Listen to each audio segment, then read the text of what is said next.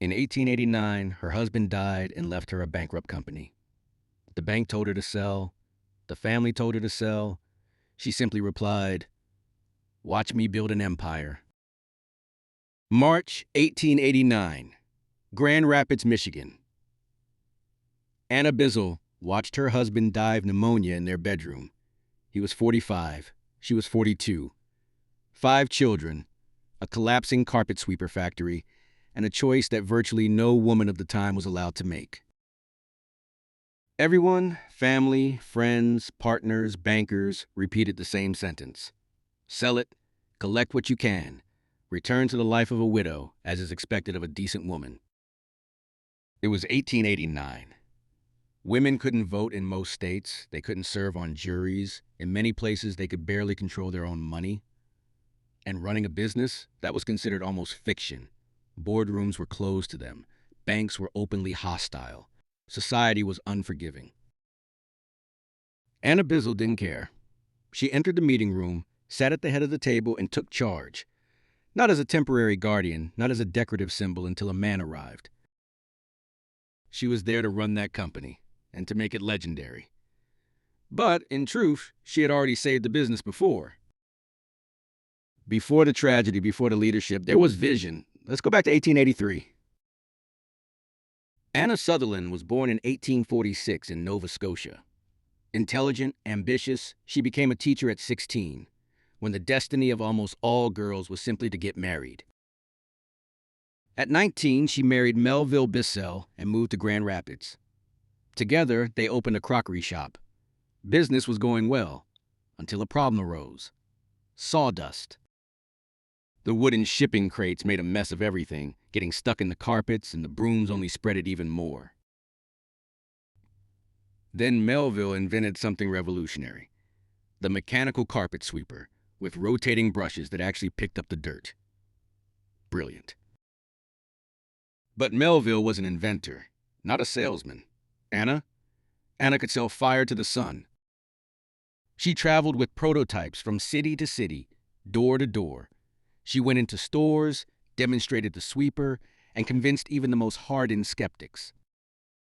She was the one who convinced John Wanamaker, the father of the modern store, to stock Bissells sweepers. That deal was a game changer.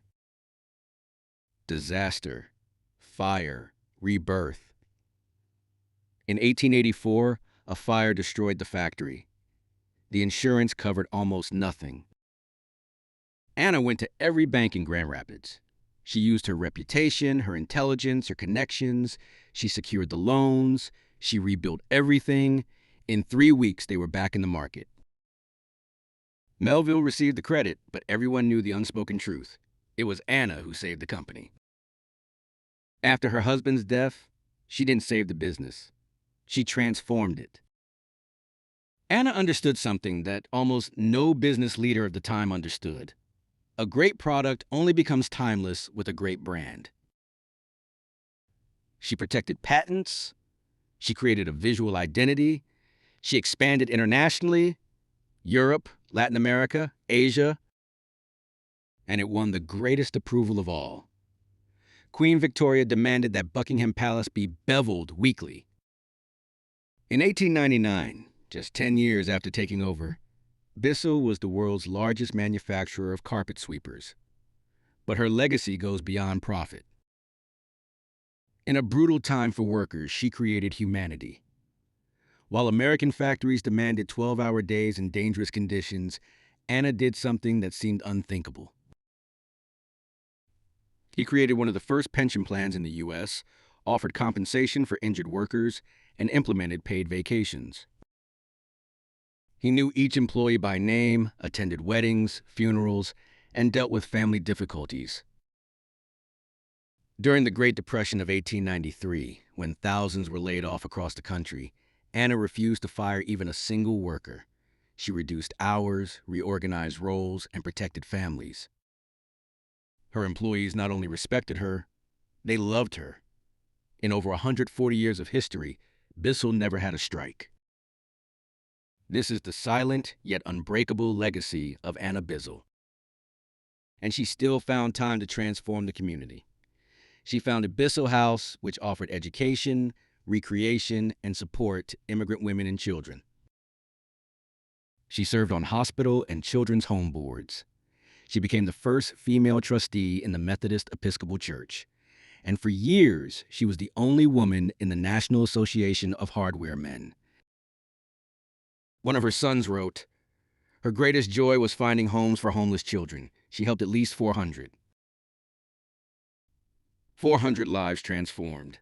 400 stories rewritten. 30 years as CEO, 45 years as a leader, a lifetime as a pioneer. Anna ran the company from 1889 to 1919. He remained chairman of the board until his death at age 87 in 1934. She raised 5 children alone. She rebuilt a ruined factory. She created a global brand. She set labor standards that would take decades to become the norm. She proved that compassion and leadership can coexist. Today, Bissells is still a family-owned company, still headquartered in Grand Rapids. It holds about 20% of the U.S. market and is valued at approximately $1 billion. In 2016, a bronze statue of Anna Bissells was unveiled in Grand Rapids. But her true monument is not made of bronze. It's in modern pension plans, in employee compensation policies, in the women who lead companies around the world, in single mothers who refuse to give up, in leaders who choose empathy over tyranny. In 1889, she was told that women couldn't lead. She led. They said she couldn't build empires. She built one. They said she should retreat. She advanced. Anna Bissells, 1846 to 1934. Teacher, saleswoman, inventor, CEO, pioneer. The first female CEO of a major company in the U.S. She didn't just break the glass ceiling, she swept it all away and cleared the path for those who came after. Did you enjoy this type of video and content? Then thank you for leaving a like, comment, and share with your friends. Also, post the link to this video in your Facebook and Instagram story. Copy it to your WhatsApp status as well. This will encourage the revival of this channel, and it's totally free for you.